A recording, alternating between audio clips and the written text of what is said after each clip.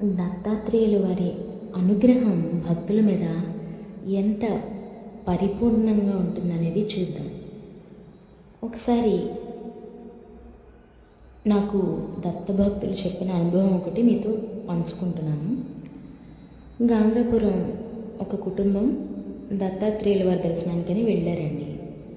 దర్శనంలో పల్లకి సేవ ఇవన్నీ జరుగుతాయి కదా గుళ్ళోకి వెళ్ళినప్పుడు. అంతా బాగుంది, దత్తసేవ చేసుకున్నారు, బయటకు వచ్చారు. అక్కడ దత్తభిక్ష చాలామంది స్వీకరిస్తూ ఉంటారు, అవన్నీ తెలుసు కదా.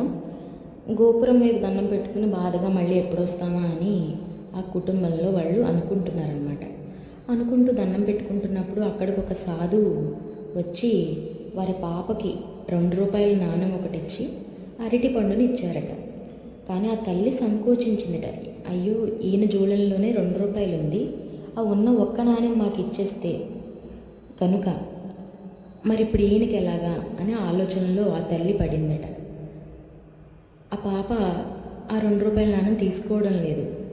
కానీ ఇది స్వామివారు పెట్టిన పరీక్ష కాబోలు అని గ్రహించి ఆ 2 రూపాయలు తీసుకోమని ఆ తల్లి ఆ చిన్న పాపకు చెప్పిందట.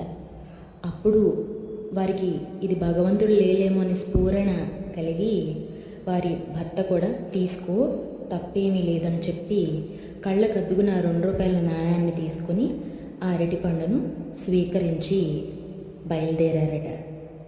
మనకి స్వామి లీలలు అర్థం కాదు, వారు ఏ రూపంలోనైనా రావచ్చు.